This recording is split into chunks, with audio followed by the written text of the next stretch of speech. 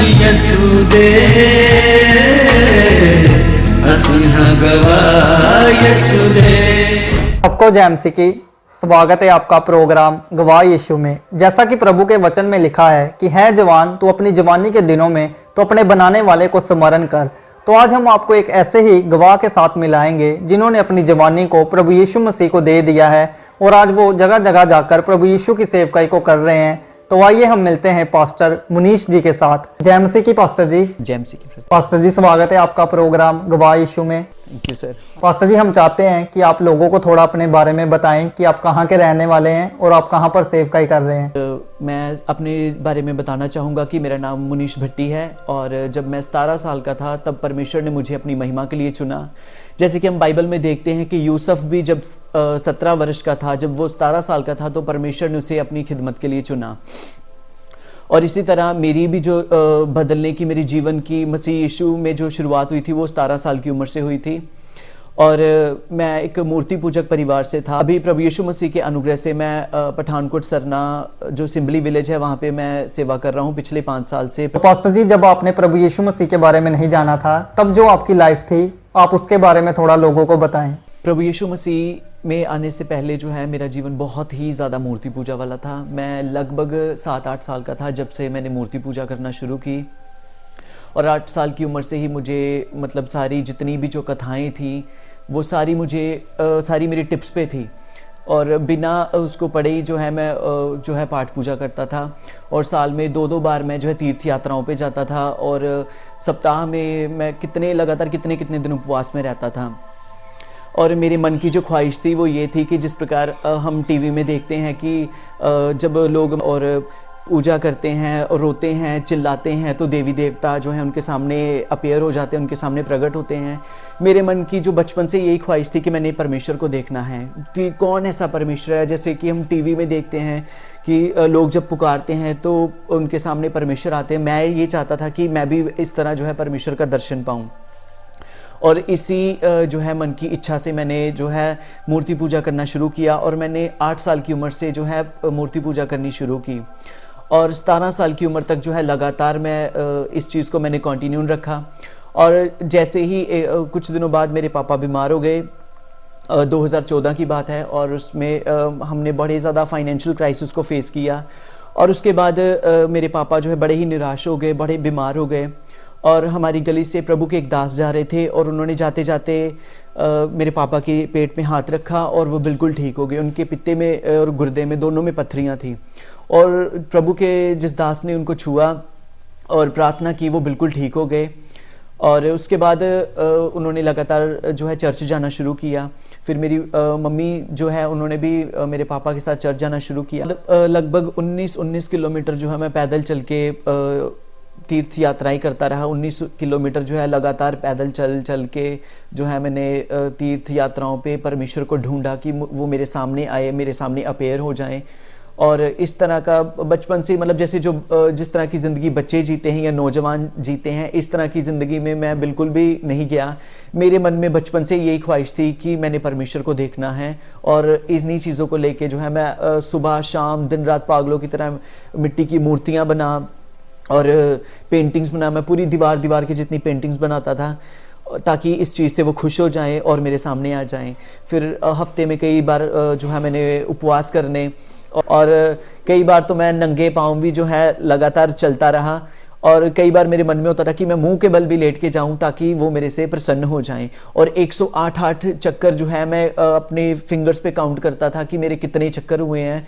इन चीज़ों को मैं करता था कि मेरे सामने जो वास्तव में जो एक्चुअल में परमेश्वर है वो मेरे सामने आए। इतने एफर्ट्स करने के बाद भी जो है मैंने जो चीज़ को मैं चाहता था कि मुझे दर्शन मिले वो चीज़ को, उस विजन को मैंने कभी नहीं पाया। तो पास्टर जी फिर आपने प्रभु यीशु मसीह के बारे में पूरी तरह से कैसे जाना? जो आपका पहला इनकाउंटर था प्रभु यीशु मसीह के साथ वो कैसे हुआ, आप इसके बारे में थोड़ा बताएं। मेरी प्रभु यीशु मसीह से जो मुलाकात हुई वो जो है 2014 में जून महीने की 1 तारीख को हुई, जब मैं पहली बार चर्च में गया। और चर्च जाने से पहले मैं घर पे बैठा हुआ था, मेरे पेरेंट्स चर्च जाने लगे। एक अजीब सी आवाज़ आई, मुझे नहीं पता था कि वो कैसी आवाज़ है, मेरे मन की आवाज़ है या कैसी है। बस मुझे यही आवाज़ आई कि उठ और इनके साथ चर्च जा। मेरी मम्मी गेट खोलने ही लगे थे कि मैंने उनको रोका कि रुकिए मैंने भी चर्च जाना है। और मैं उनके साथ गया। और उसके बाद जब मैं पहली बार चर्च में गया, और Sarna grace of God church जो है, तो वहाँ पे हम गए और मैंने वहाँ पे जाके भी प्रेयर की। लोग आत्मा में भरे हुए थे, प्रार्थना कर रहे थे। और फिर मैंने प्रार्थना यही की कि मुझे प्रार्थना तो नहीं करनी आती कि मसीह लोग कैसे प्रार्थना करते हैं, लेकिन मेरे मन की जो ख्वाहिश थी वो यही थी कि परमेश्वर को देखूं। और लोग कहते हैं कि यीशु मसीह जिंदा परमेश्वर है, अगर आप जिंदा हो तो आप मेरे सामने आओ, नहीं तो मेरे लिए सारे एक ही हैं। तो इस तरह जब मैंने ये प्रार्थना की तो एक बहुत ही ज़्यादा रोशनी जो है मेरी आंखों के सामने आई। और पूरा जो भवन था, प्रार्थना भवन था, वो सारे लोग, जितने भी जन वहाँ पे प्रार्थना कर रहे थे, उन लोगों में से मुझे कोई भी जन दिखाई नहीं दे रहा था। सिर्फ पूरा भवन जो है रोशनी से भरा हुआ था। इवन जब वहाँ पे इतनी तेज़ रोशनी थी कि मैंने अपनी आंखों को ऐसे किया कि बंद आंखों में भी मैं उसको फेस नहीं कर पाया। और कुछ दिनों बाद जो है प्रभु के दास ने फिर वचन की सेवा करते करते बोला कि प्रभु यीशु मसीह ने कहा, मैं जगत की ज्योति हूँ, जो कोई मेरे पीछे चलेगा वो अंधकार में नहीं रहेगा। फिर उन्होंने मूसा के बारे में बताया कि मूसा को भी परमेश्वर ने जलती झाड़ियों में दर्शन दिया। तो इस चीज़ से फिर मुझे थोड़ी हेल्प मिली कि जो पहले दिन चर्च जाने में जो मुझे दर्शन मिला था, वो कोई रोशनी जो थी वो कोई साधारण रोशनी नहीं थी, बल्कि सर्वशक्तिमान खुद मेरे सामने आए थे। और जब मैंने पहली बार उस रोशनी को देखा, फिर मुझे समझ आया कि वाकई में पहले दिन ही परमेश्वर ने मुझे दर्शन दिया है। जिस तरह परमेश्वर ने मूसा को दर्शन दिया, जिस प्रकार परमेश्वर ने जो है बाइबल में कहा कि मैं जगत की रोशनी हूँ, और प्रभु ने रोशनी में मुझे दर्शन दिया। और उसके बाद फिर मैंने लगातार चर्च जाना शुरू किया। और 2014 को जून महीने की 15 तारीख को 2:29 पे जो है मेरा बपतिस्मा हुआ। मैंने प्रभु के दास को कहा कि मुझे बपतिस्मा दे, और उन्होंने कहा कि आप पहले कुछ समय जो प्रभु के साथ बिताएं, परमेश्वर के वचन को सीखें, फिर हम आपको बपतिस्मा देंगे। उसके बाद फिर मैंने थोड़ा ज़िद की प्रभु के दास के सामने कि नहीं, आप मुझे बपतिस्मा दो। और लगातार उन्होंने मुझे प्रभु के वचन की शिक्षा दी। उसके बाद जो है मेरा बपतिस्मा हुआ। और बपतिस्मा लेने के बाद जब मैं बाहर आया और सभी लोग प्रार्थना कर रहे थे, मैं भी प्रार्थना कर रहा था, प्रभु का आत्मा इतने सामर्थ्य से, जैसे कि हम बाइबल में पढ़ते हैं कि यहोवा का आत्मा बड़े बलपूर्वक उतरा, उस चीज़ को मैंने अपने जीवन में अनुभव किया। और जैसे ही प्रभु का आत्मा मुझ पे उतरा, मैं ज़ोर ज़ोर से ताली बजाने लगा, मेरे हाथों से जो है खून निकलने लगा, मेरे पैर छिल गए, यहाँ तक कि इवन आत्मा में भरे मुझे ये तक नहीं पता चला, और मेरे कपड़े तक फट गए। और प्रभु की ऐसी सामर्थ को जब मैंने पाया, ये मेरे जीवन का बड़ा ही अद्भुत एक एक्सपीरियंस था। बचपन से 8 साल की उम्र से लेके 17 साल की उम्र तक जो है जिस चीज़ के पीछे मैं भाग रहा था, जिस दर्शन के पीछे मैं भाग रहा था, वो पहली बार जो है मुझे चर्च जाने में मिल गया। और इस चीज़ के लिए मैं सर्वशक्तिमान परमेश्वर का बहुत ही आभारी हूँ। पास्टर जी, जब आपने प्रभु यीशु मसीह के बारे में पूरी तरह से जान लिया, फिर आपको ये कैसे पता चला कि आप एक सेवक के रूप में चुने गए हैं? मेरा एम था वो टीचिंग का था कि मैं एक टीचर बनूं। तो उसके लिए मैंने जो है बीकॉम की, और मैंने स्टडीज़ जो थी, मतलब हमारी फैमिली में जो है कोई भी ज़्यादा इतना पढ़ा नहीं था, और मेरे मन की ख्वाहिश थी कि मैं बहुत ज़्यादा पढूं। और पढ़ाई पूरी करने के बाद मैं फ़्लाइट स्टीवर्ड का कोर्स करने के लिए जलंधर फ्रैंकफिन इंस्टीट्यूट में गया। और जब वहाँ पे मैंने एडमिशन भी ले ली, सारी फ़ीस डिपॉजिट करवा दी, और वहाँ की 1.5 लाख फ़ीस थी, और 50,000 जो है वो मुझे उसमें स्कॉलरशिप मिला। उसके बाद कुछ पैसों की थोड़े मुझे फाइनेंशियली इश्यूज़ को फेस करना पड़ा। मैंने वहाँ पे जॉब भी ढूंढी, और मेरी सिस्टर जो है उनकी शादी एक मसीह परिवार में हुई, और उन्होंने मुझे कहा कि प्रभु आपसे सेवा चाहता है। तो मैंने उनको कहा कि नहीं, मतलब मैं चाहता हूँ कि मैं एक प्रभु में अच्छा जीवन जीऊँ, मैं बहुत ज़्यादा प्रार्थना करूँ, प्रार्थना में जीवन जीऊँ, और मैं साथ में चाहता हूँ कि मैं कुछ बनूँ।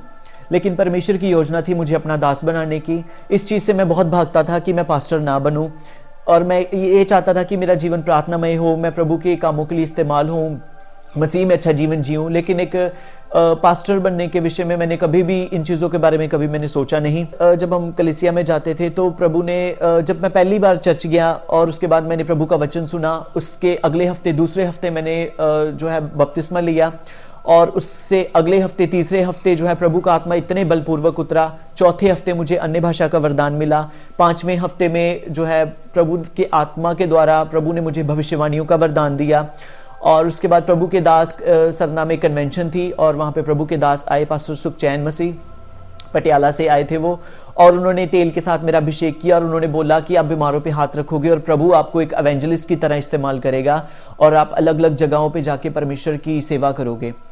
और इस चीज़ को मैंने हल्के में लिया। लेकिन जब प्रभु के दास ने मुझे एक घर में प्रार्थना करने के लिए भेजा और वहाँ पे जिस बीमार के ऊपर मैंने हाथ रख के प्रार्थना की, प्रभु ने ऑन द स्पॉट उस बीमार को चंगा किया। और इस चीज़ से मैं बड़ा हैरान हुआ क्योंकि ये मेरी ज़िंदगी का पहला अनुभव था और वो ऑन द स्पॉट वो उन्होंने चंगाई पाई। फिर मेरे मन में थोड़ा हुआ कि नहीं, मुझे सच में परमेश्वर ने चुना है, लेकिन फिर भी मैं कहीं ना कहीं इस चीज़ से भागता था। और उसके बाद लगातार फिर प्रभु के आत्मा ने मुझे भविष्यवाणियों के लिए इस्तेमाल करना शुरू किया। और उसके बाद जैसे जैसे मैं इन चीज़ों में बढ़ता गया और फिर 2018 में प्रभु के दास पास्टर सैम जी से मेरी मुलाकात हुई एक प्रेयर मीटिंग में, और उनके साथ मैं प्रार्थना के लिए कहीं गया। और उसके बाद प्रभु के दास ने कई जगह पे मुझे गवाही देने के लिए खड़े किया। और मैं इन चीज़ों से डरता था क्योंकि मैं कभी स्कूल में मेरे अंदर स्टेज फेयरिंग थी, मतलब मैं लोगों को फेस नहीं कर पाता था, सोशल फोबिया था मेरे अंदर। मैं ज़्यादा भीड़ को देख के, ज़्यादा गैदरिंग को देख के, इवन थोड़े लोगों में भी मैं बोल नहीं पाता था। तो मैं डरता था कि मैं कैसे लोगों को फेस करूँगा, मैं इस योग्य नहीं हूँ।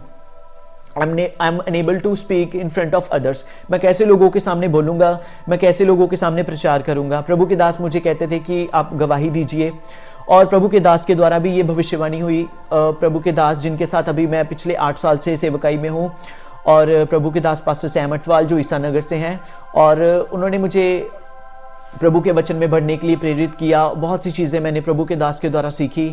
और फिर जब मैं उनके साथ सेवकाई में जाता था, प्रभु ने मुझे भविष्यवाणियों के लिए इस्तेमाल किया जो कि प्रभु के आत्मा के द्वारा बोली गई थी और वो पूरी भी हुई। और फिर जब कई बार उन्होंने प्रभु के वचन के लिए मुझे जब खड़े किया, तो इन चीज़ों को धीरे धीरे परमेश्वर ने मेरे अंदर इन चीज़ों को डाला, और मुझे पता नहीं चला कि 8 साल कैसे बीत गए और मैं प्रभु का दास बन गया। जिस चीज़ से मैं भागता था, मुझे खुद नहीं पता चला कि प्रभु में इतने साल कैसे बीत गए। और जैसे कि हम मत्ती की पुस्तक उसकी 11 अध्याय में देखते हैं, प्रभु यीशु मसीह ने कहा है कि हे सब बोझ के नीचे दबे लोगों, मेरे पास आओ, मैं तुम्हें विश्राम दूंगा, और अपना बोझ मुझे दे दो और मेरा बोझ अपने ऊपर ले लो, क्योंकि मेरा बोझ सहज है, हल्का है। तो ये चीज़ जो है मेरे जीवन में, इस चीज़ को मैंने देखा कि सच में जो प्रभु यीशु मसीह में जीवन है वो सहज है, वो आसान है। नहीं तो हम बहुत बार लोगों का अनुभव देखते हैं, लोग कहते हैं कि हमारी जीवन न जाने बस चल रहा है, लेकिन मैं ये कहता हूँ कि प्रभु यीशु मसीह में जो जीवन है वो बहुत ही सहज है। अगर प्रभु यीशु मसीह में हम खराई से चल रहे हैं और प्रभु हमारे साथ है। पास्टर जी, जैसा कि आपने बताया कि आपने प्रभु यीशु मसीह को ग्रहण कर लिया, तो क्या होता है कि जब एक पर्सन मसीह में आता है तो उसका विरोध होता है, तो हम जानना चाहते हैं कि क्या कभी आपका विरोध हुआ है? मैंने बहुत बार इन चीज़ों को भी फेस किया है, और हमारे कुछ रिश्तेदार ही थे जो कहते थे कि मतलब आप प्रभु यीशु मसीह में चलते हो तो यही जीवन नहीं है, हमें मतलब कुछ अर्निंग के लिए भी हमें कुछ करना चाहिए। लेकिन प्रभु यीशु मसीह का वचन कहता है कि जो कोई परमेश्वर के पीछे चलता है, और चेलों ने भी जब कहा कि प्रभु हमने आपके लिए घर छोड़े हैं, परिवार छोड़े हैं, तो प्रभु ने उनको कहा, और उन्होंने कहा कि हमें प्रभु क्या मिलेगा। तो प्रभु यीशु मसीह ने उनको कहा कि इस धरती पे रहते हुए 100 गुना, और आने वाले जीवन में जो है अनंत जीवन, सदा का जीवन। तो प्रभु यीशु मसीह में जो है आने के बाद सेवकाई के दौरान भी बहुत से हमारे रिश्तेदार भी कहते थे कि मेरे प्रार्थना जीवन का विरोध करते थे, कितनी देर तुम्हें प्रार्थना नहीं करनी चाहिए। इवन कुछ रिश्तेदार मेरी मम्मी को कहते थे कि जब ये ज़्यादा देर प्रार्थना में बैठता तो इसको हिला दिया करो, इसको ज़्यादा देर प्रार्थना मत करने दिया करो, इसको उठा दिया करो ताकि ये ज़्यादा प्रार्थना ना करे, क्योंकि इस तरह क्या होगा, जब ये बहुत ज़्यादा प्रार्थनाएं करेगा तो एक दिन ये सन्यासी बन जाएगा, फिर ये घर बार छोड़ के, सारे रिश्ते नाते छोड़ के, पेरेंट्स को छोड़ के ये जंगलों में चला जाएगा। तो इस तरह की चीज़ों को भी मैंने जो है टैकल किया है। पास्टर जी, जैसा कि हम देखते हैं कि जो क्रिश्चियनिटी है वो पूरे पंजाब में, पूरे इंडिया में, पूरे वर्ल्ड में बहुत आय से बढ़ रही है, क्योंकि प्रभु का वचन बताता है कि जैसे जैसे लोग सच्चाई को जानेंगे तो लोग आज़ाद होंगे। अब लोग सच्चाई को धीरे धीरे जान रहे हैं और वो आज़ाद हो रहे हैं। इस पर कुछ लोग क्या बोलते हैं, जो अन्य जाति लोग हैं, वो ये बोलते हैं कि जो क्रिश्चियन लोग हैं वो अन्य जाति लोगों को पैसे देकर उनका धर्म परिवर्तन करते हैं। जैसा कि आपने अपनी गवाही में बताया कि आप भी एक अन्य जाति फैमिली से बिलोंग करते हैं, तो मैं ये जानना चाहता हूँ कि आपको कितने पैसे मिले, या आपने कभी अपनी सेवकाई में देखा हो किसी को पैसे देकर उसका धर्म परिवर्तन किया गया है? जब हम प्रभु में आए थे तब उन दिनों में हमारी फाइनेंशियल इश्यूज बहुत ही ज़्यादा थे, हमने बहुत ज़्यादा फाइनेंशियल क्राइसिस को फेस किया। और उस टाइम पे जो प्रभु के दास हमें मिले, ना तो उन्होंने हमें कोई पैसे दिए और ना ही हमने उनसे कोई पैसे लिए। और तब हमारे जो है घर में बहुत ज़्यादा फाइनेंशियल इश्यूज थे, और इवन खाने के लिए भी हमारी जो घर की बिजली भी कट गई हुई थी, टीवी, फ्रिज, सारी चीज़ें जो, इवन हमारे घर की लाइट भी नहीं थी। हमारा मीटर भी कट गया हुआ था, तो हमें किसी ने भी कोई पैसे नहीं दिए। हम बिल्कुल ज़ीरो से हमने शुरुआत की प्रभु यीशु मसीह में, और उसके बाद परमेश्वर के अनुग्रह से, जैसे कि बाइबल में लिखा हुआ है कि जो लोग प्रभु यीशु मसीह को अपना जीवन देते हैं, प्रभु यीशु मसीह उनके जीवन को जो है पालता है। हम बाइबल में भी देखते हैं कि जैसे लिखा है कि जंगलों में जो शेर हैं वो भी परमेश्वर से अपना आहार मांगते हैं। जब वो शेर जो है दहाड़ते हैं तो वो परमेश्वर से अपना आहार मांगते हैं और परमेश्वर उनको देता है। और बाइबल भी कहती है कि जो प्रभु यीशु मसीह के वचन की सेवा करते हैं, जो परमेश्वर के पीछे के लिए जीवन जीते हैं, परमेश्वर उनके जीवन को लेके चलता है और परमेश्वर उनकी आवश्यकताओं को पूरा करता है। तो हमारी जो आवश्यकताएं हैं वो परमेश्वर पूरा करता है। और जैसे कि कुरिन्थियों में लिखा हुआ है, जब हम दूसरा कुरिन्थियां पढ़ते हैं उसका 9 अध्याय, तो उसमें लिखा है कि तुम हमारे प्रभु यीशु मसीह के अनुग्रह को जानते हो, जो धनी होकर भी कंगाल हो गया ताकि उसके कंगाल हो जाने से हम धनी हो जाएं। वो सर्वशक्तिमान परमेश्वर इसलिए कंगाल हो गया ताकि हम कंगाल लोग उसके कारण जो है धनी हो जाएं। तो ये सारी चीज़ें जो है परमेश्वर के हाथ में। प्रभु यीशु मसीह ही है जो एक को बढ़ाता और दूसरे को घटाता है। जैसे कि हम भजन संहिता में देखते हैं कि बाइबल में लिखा है, भजन संहिता 75 अध्याय उसके 6 वचन में, परमेश्वर ही है, बढ़ती ना पूर्व से ना पश्चिम से ना जंगलों से होती है, बल्कि परमेश्वर ही है जो एक को बढ़ाता और दूसरे को घटाता है। And one more thing I would like to say कि प्रभु यीशु मसीह में आने के बाद प्रभु ने मुझे आत्मिक वरदान जो है वो हफ्ते बाद मुझे मेरे जीवन में आए। मैं सोचता था कि कई साल और कई महीने लग जाएंगे इन चीज़ों को पाने के लिए। मेरी कज़न सिस्टर थे, मैंने उनको बोला कि ये सब क्या बोलते हैं, तो उन्होंने कहा कि अन्य भाषा में प्रार्थना करते हैं, और इसका मतलब है कि बाइबल में कुरिन्थियों की किताब में लिखा है कि जो मनुष्य अन्य भाषा में बातें करता है वो मनुष्यों से नहीं बल्कि परमेश्वर से बातें करता है, और वो भेद की बातें आत्मा में होकर बोलता है जिन्हें हम नहीं समझते। और अगले हफ्ते जब मैं चर्च गया, मैंने प्रभु से ये वरदान मांगा और प्रभु ने ये वरदान मुझे दिया।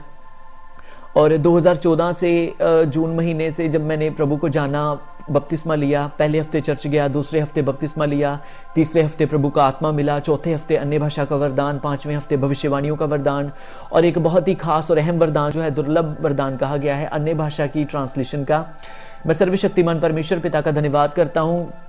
11 सितंबर को मेरा बर्थडे होता है, और इसी साल 2024 में 10 सितंबर को मैं प्रार्थना कर रहा था और उस दिन मेरा उपवास था।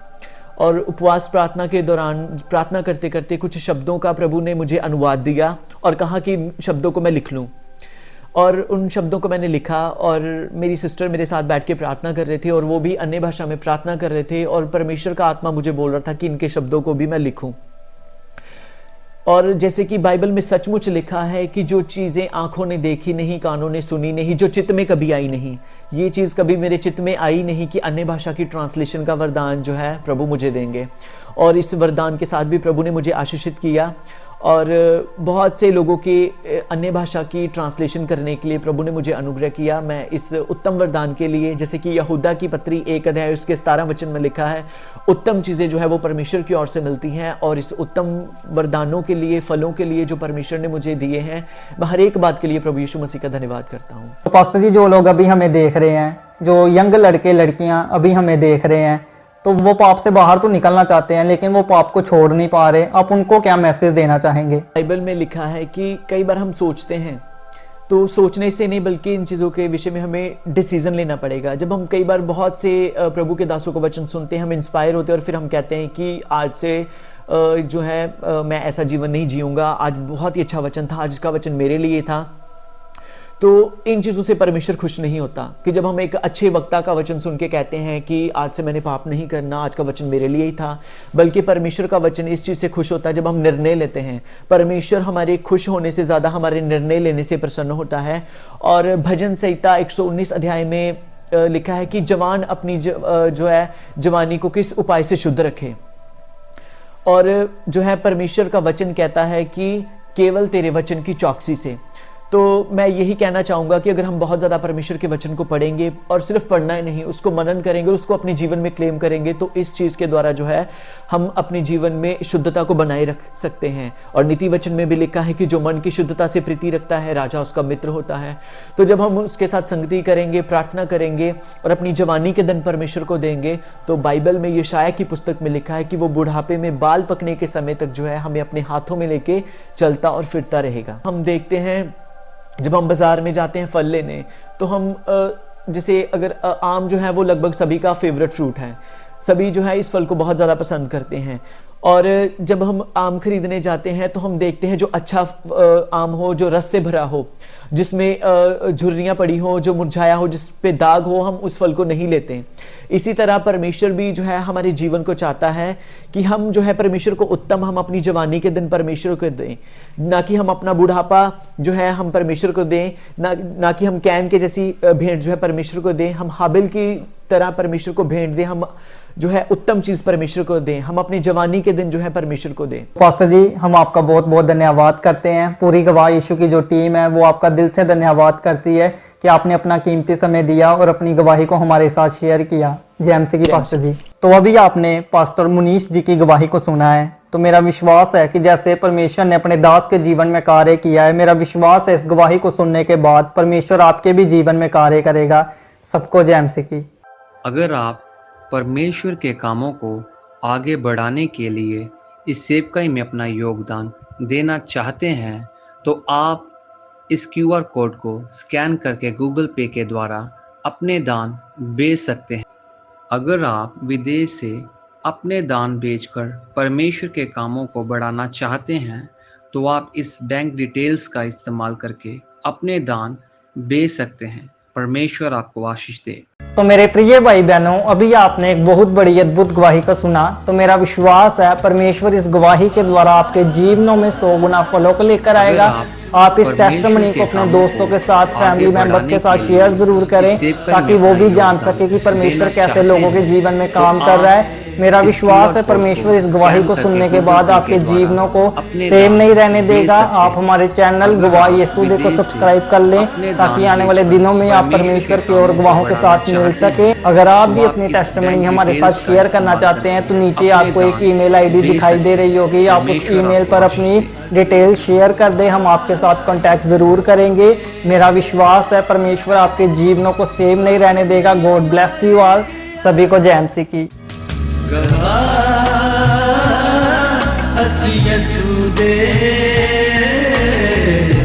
ਅਸੀਂ ਹਾਂ ਗਵਾਹ ਯਿਸੂ